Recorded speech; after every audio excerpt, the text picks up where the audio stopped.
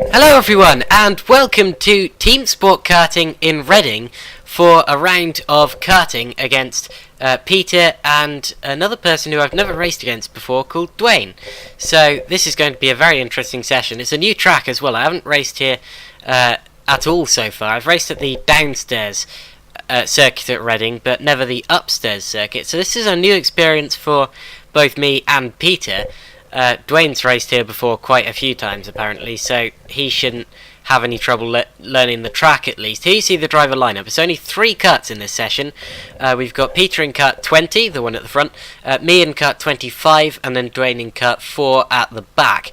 So this should be quite an interesting session. Of course, Dwayne is a very distinctive driver in the session because he's the only one not with the normal black helmet and suit, so he'll be the easiest to spot as Peter goes out first. So the session is underway. Green flags are out for now. There goes me. I'm instantly going to chase him down. Of course, it's not first across the line that gives you the finishing result, but merely it's the person who sets the quickest lap overall. So we're going for quickest laps, and it's basically like a Formula 1 qualifying session, if ever you've seen that. Anyway, so we got green flags now. We did have a quick red flag test, as you saw. Nothing happened, of course. The red flags just came out to check that we all knew what to do when the red lights came on, and of course just to check that the red lights were working, of course. Now, there is a large chunk of the lap here where you can't actually see the kart, and that's where it goes upstairs, because there are 2 levels on this track. There's a downstairs level and an upstairs level, and immediately Dwayne has got right up to the back of me. You can see he's definitely got the confidence already about this track, because he has raced here before many times, and he is obviously a very quick driver, so he doesn't need to get used to the kart or the track or anything. He's just straight into it.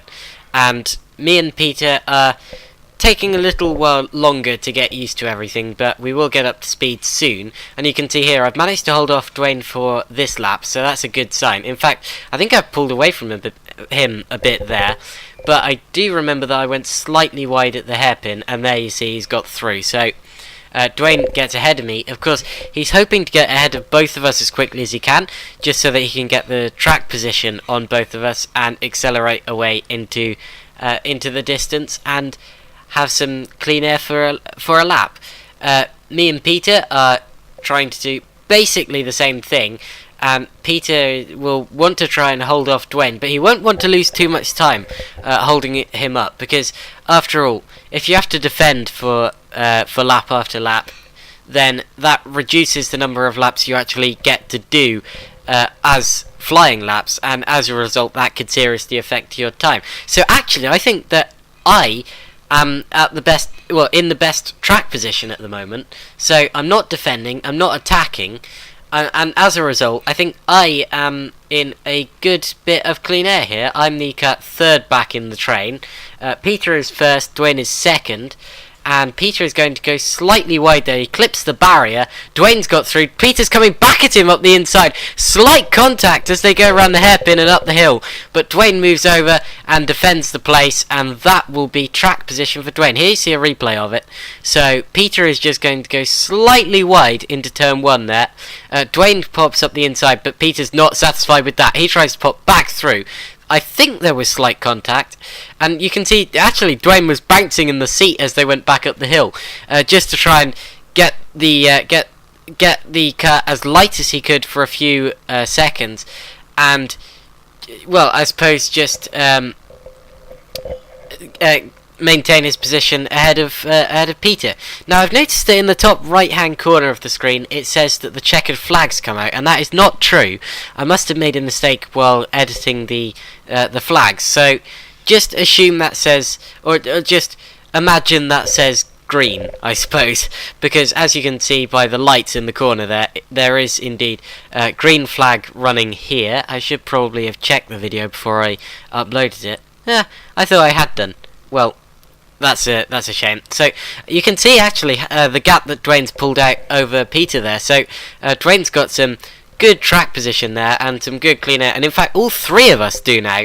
So I believe that now is about the time that all three of us started setting some good laps. I'm analysing the... Yeah, it's about this time that... that actually, it looks like, according to the telemetry, Peter got ahead of me for a brief time. So, it looks like Peter set some quick laps from about lap 5 to lap 10. And that's about this period that we're seeing now. So, yeah, Peter is flying at this point, but of course neither of us have a match for, well, are a match for Dwayne at the moment. Dwayne, you can visually see, is pulling away from both of us.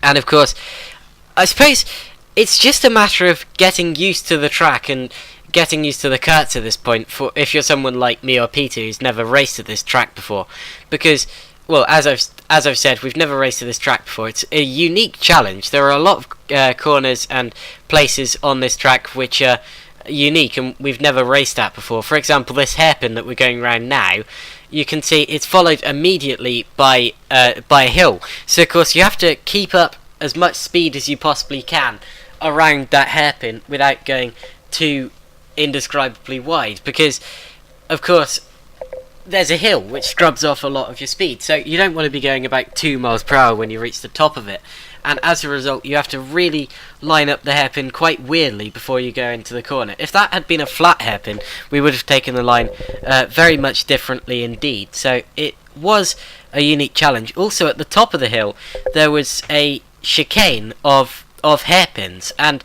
that was very weird. You can't see that, of course, because it's out of the camera's field of vision, but at the top of the hill there were two hairpins in sort of a chicane formation, and of course because we were already travelling quite slowly because of the hill beforehand, it meant that you could actually take that hairpin, well, both of those hairpins, especially the first one, flat out, which was something that it took a while to get used to, I must say. And also at the back there was another thing you can't see, but you could see in the track layout that I showed you at the start of this video, the picture at the start.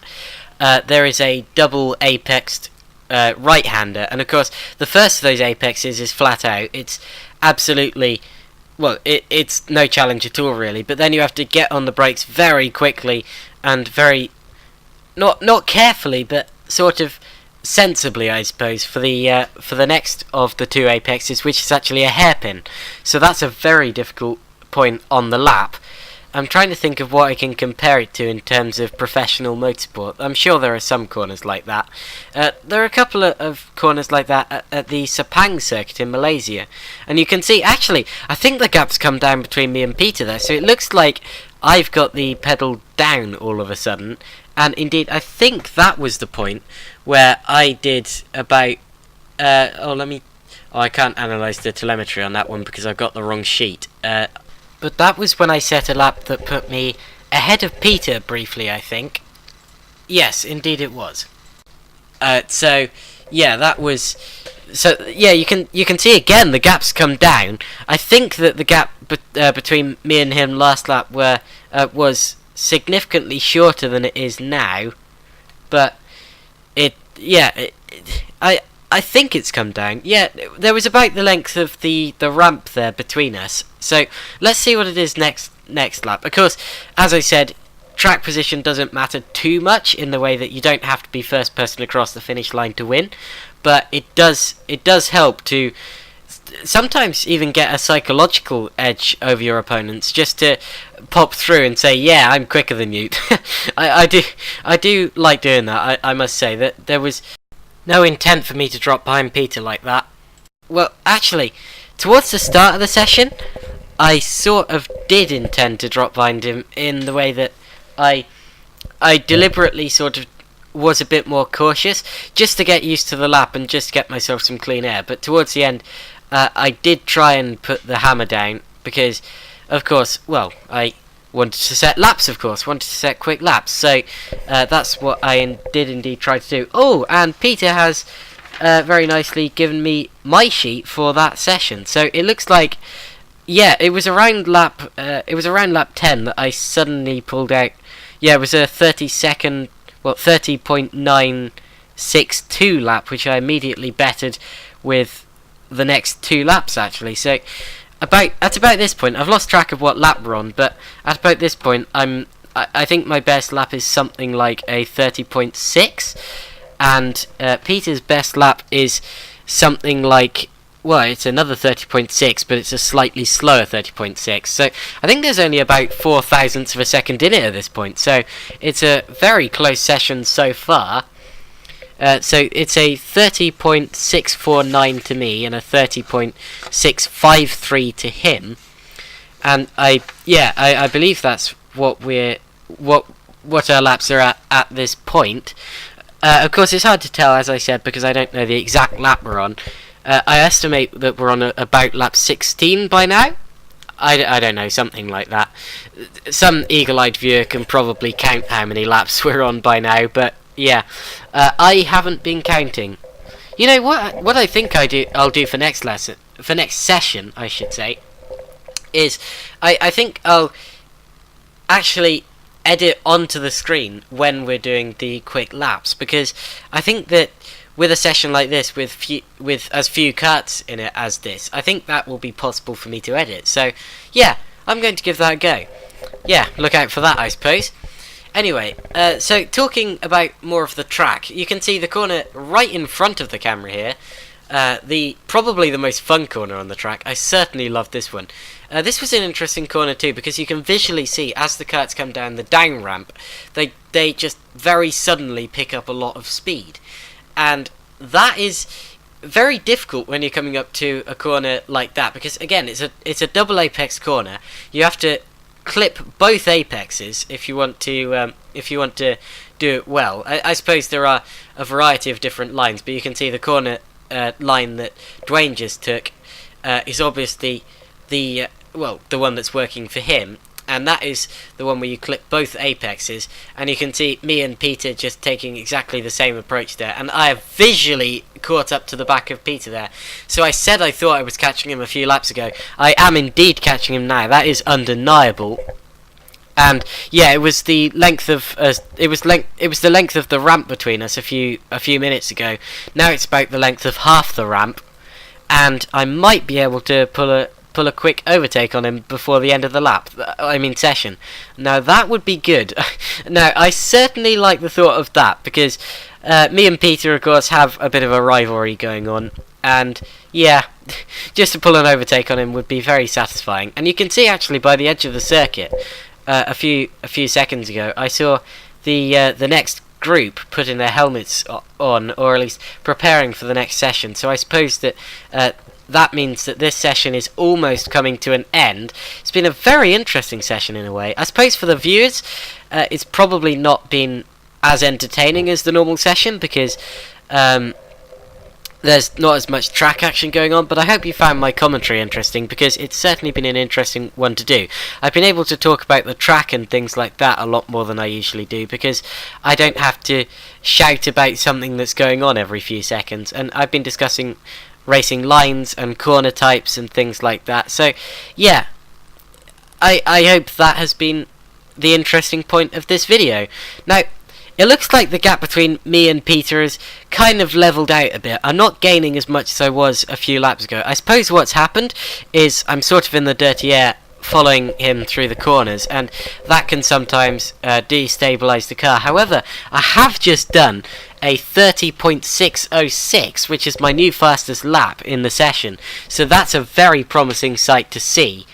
And Peter has still not gone faster since his 60.653 lap, so at the moment it's Dwayne leading from Peter, and indeed we just got a yellow flag, and that has quickly changed to a green, but I think that's the sign that the session might well soon be ending. Of course, we've lost sight. Yeah, there's Dwayne moving very slowly, and indeed now, yeah, he's returning to the pit. So that's the checkered flag. Now, don't panic. That's not the end of the session entirely. Well, that's the end of the session, but there is another session. This was basically only a practice, and the part 2 video will be uploaded very shortly. So this has been part 1. There is Peter and me just returning to the pits. It was a very fun session. I must say, I got out of the car afterwards and said, this is one of my favourite tracks. and indeed it is. It's possibly even my favourite track that I've ever driven at. I do still think that the old team's absolutely karting layout has the edge, but yeah, it is a brilliant track. So there you see the standings so far. You've got Dwayne leading with a 29.918. Then it's me, 0.6 behind, so that's 0.6 of a second behind, and Peter just less than 0.05 of a second behind me. So it's very close for second, and let's see how that battle plays out in part 2. So see you then.